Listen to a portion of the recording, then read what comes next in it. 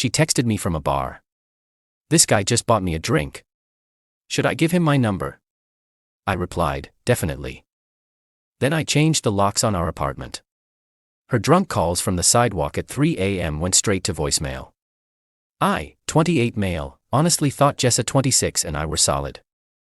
3 years together, living in my apartment for the last 18 months. Sure, things had gotten comfortable, maybe too comfortable. But I never saw this coming. Last Friday night was supposed to be girls' night. Her friend Cora was going through a breakup. Needed support. Totally understood. I stayed home, ordered pizza, caught up on shows. Normal Friday when your girlfriend has plans. Then at 11:23 p.m., I get this text. Jessa. OMG. This guy at the bar is so hot and he just bought me a drink. Should I give him my number? LOL. I stared at my phone. Read it 3 times. My girlfriend of 3 years was asking permission to give her number to some random dude at a bar. The dots appeared. She was typing more. Jessa, he's like a lawyer or something. Drives a Tesla. Cora says I should talk to him more. Me, after about 30 seconds. Definitely. Wait, really? Yeah. Go for it. Air the best, babe. Love M. Love me, while asking to give her number to another man. The disrespect was astronomical. I sat there for maybe 5 minutes, just processing. Then something shifted. Clarity. If she thought this was acceptable, we were done. But she'd learned that when she got home. Got up, found my toolbox. Had a new doorknob set I'd bought months ago when the old one was sticking. Never got around to installing it. Well, tonight seemed perfect. Took me about an hour to change both locks. Watched a YouTube tutorial twice to make sure I did it right. By 12:45 a.m., done. Her key was now useless. Went through the apartment. Her stuff was everywhere. Clothes, makeup, that collection of succulents she insisted on buying but never watered. Didn't touch any of it yet. Just wanted to secure my space first. Grabbed a beer, sat back down. Phone buzzed. Jessa. Heading to after party. Might be late, don't wait up. Didn't reply. Let her have her fun with Tesla guy. Around 2 a.m., finally went to bed. Put my phone on Do Not Disturb. Whatever happened next could wait until morning. Woke up at 7 a.m. to my phone going absolutely mental. 31 missed calls. The voicemails were, something. 3 a.m. Babe, my key isn't working. Did you change the locks? This isn't funny. Please let me in, it's cold and my phone is dying. Are you serious right now because I talked to some guy? You're such a child. This is my home too. I'm calling the cops, this is illegal. Please. I'm sorry. Just let me in. The last one was at 4:02 a.m. Guess she found somewhere else to crash. Update 1. Saturday morning. 9 a.m. Doorbell starts ringing non-stop. Check the peephole. Jessa. Looking rough. Mascara smeared, hair a mess, same clothes from last night. She's with Cora and some guy I don't recognize. Probably Tesla dude. Open the door but keep the chain on. Jessa. Let me in right now. Me. No. You can't lock me out. I live here. You lived here, past tense, and you're not on the lease. Tesla guy steps forward. He's exactly what you'd expect. Polo shirt, boat shoes, that entitled smirk. Hey man, this is getting out of hand. Just let her get her stuff and we can all move on. We. Who's we? I don't know you. I'm Bryce and you're being pretty immature about this whole situation. Bryce, the guy who bought my girlfriend drinks last night, is lecturing me about maturity. She said you guys were basically broken up. I looked at Jessa. She couldn't meet my eyes. Me. Interesting. Jessa, when did we break up? Before or after you texted asking if you should give him your number?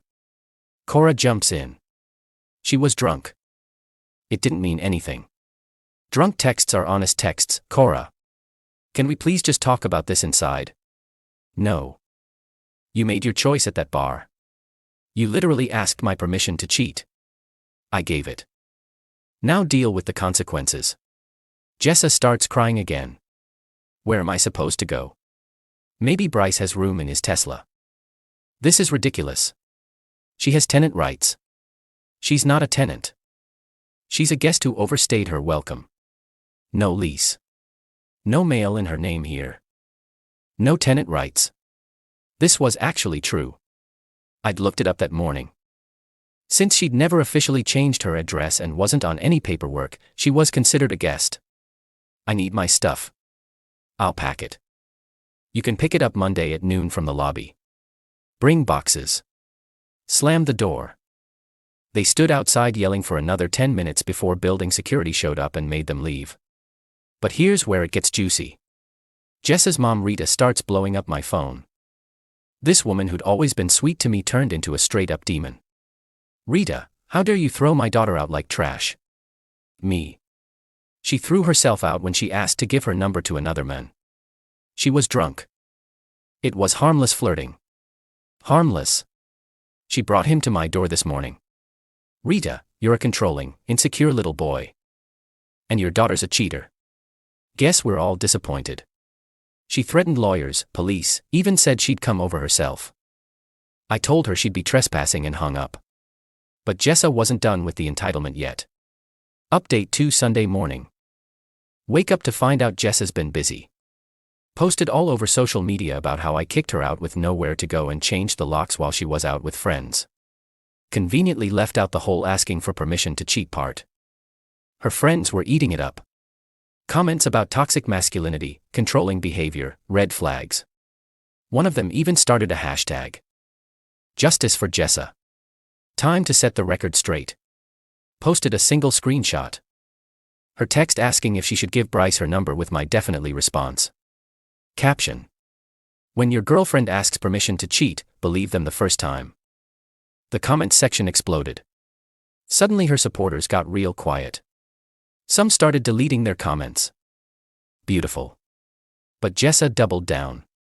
Posted that I manipulated the situation and took things out of context.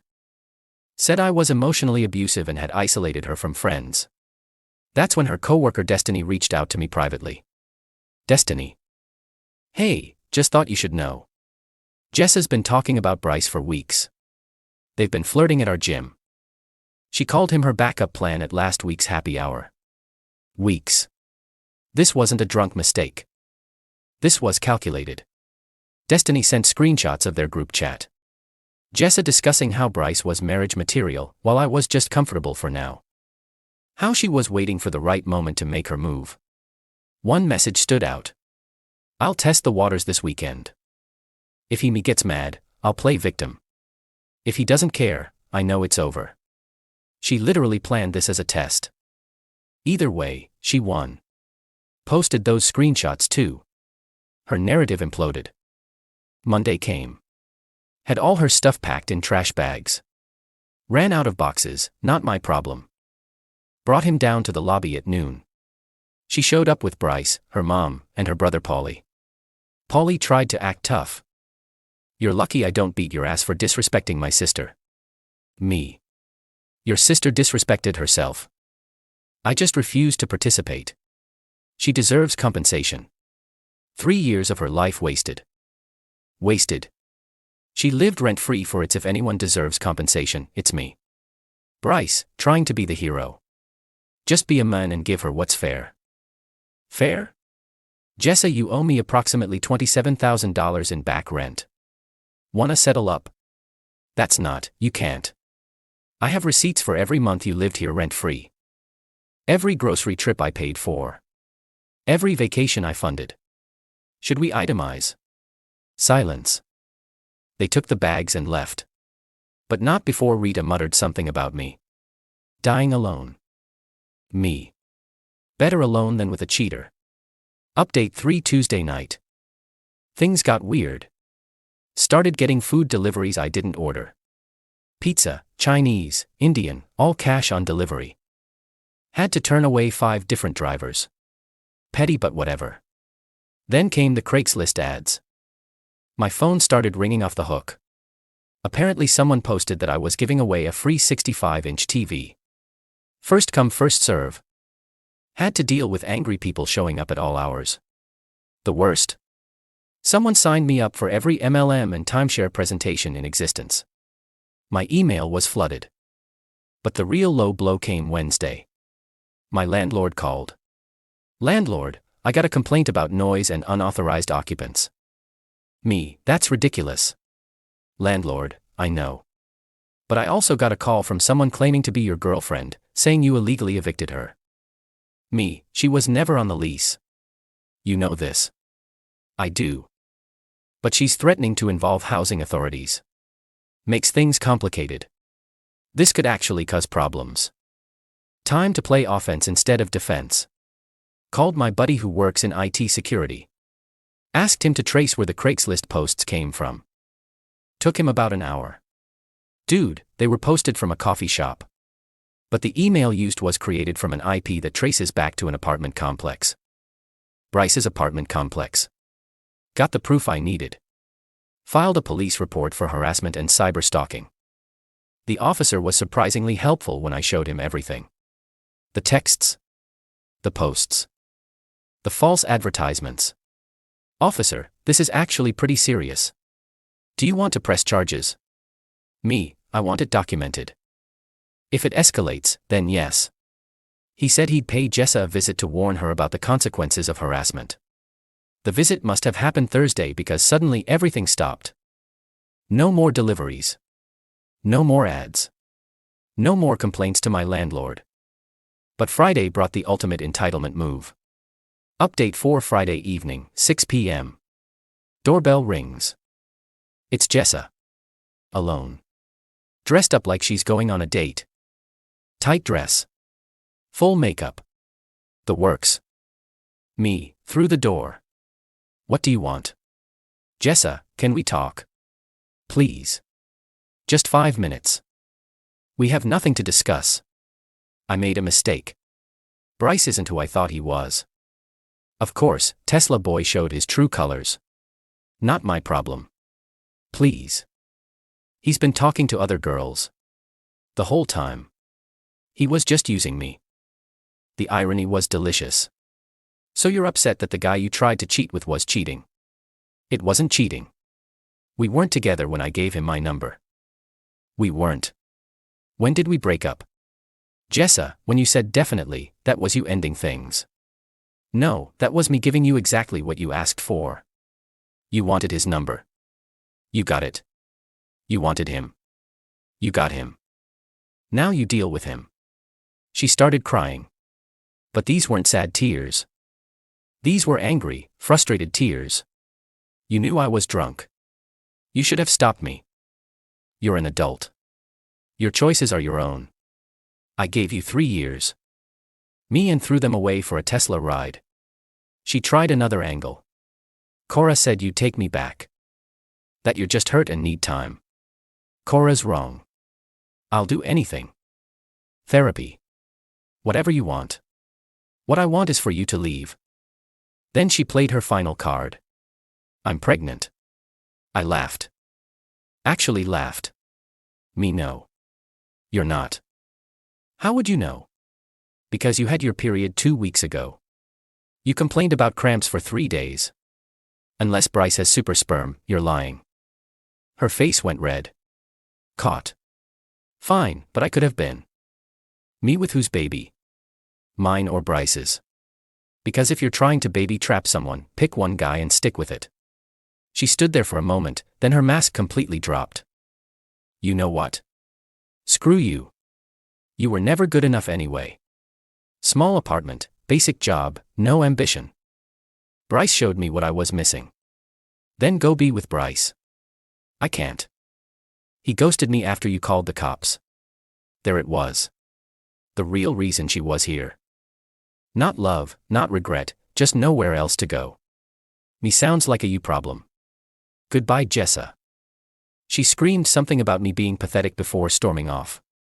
Final update. It's been a month now.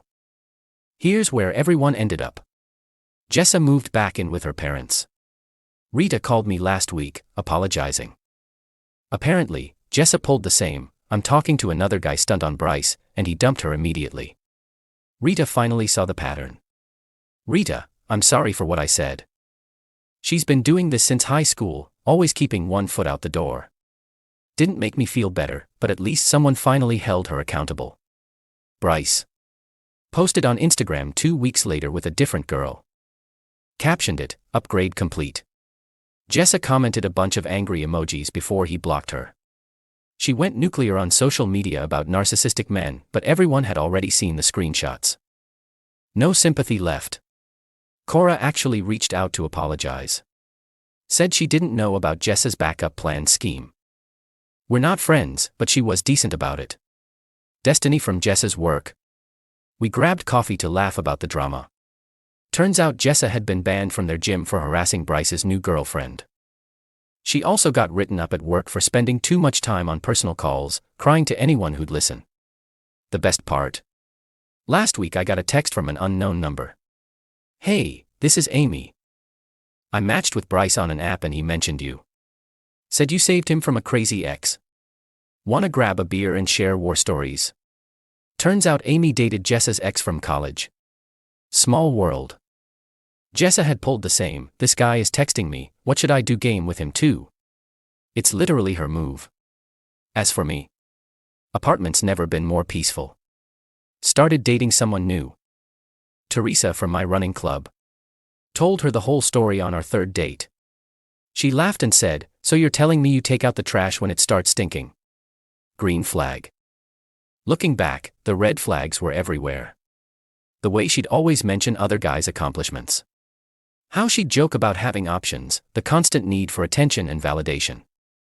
The text wasn't a drunk mistake, it was a manipulation tactic that finally backfired. She expected me to fight for her, to beg, to prove my worth against Bryce. Instead, I just agreed and let her have exactly what she claimed to want. Sometimes the best revenge isn't elaborate. It's just letting people have exactly what they think they want, then watching them realize what they lost. Jessa wanted Tesla guy, she got him. For about 2 weeks. Now she's got neither of us. Living at home at 26, banned from a gym and becoming a cautionary tale in her own friend group. Me.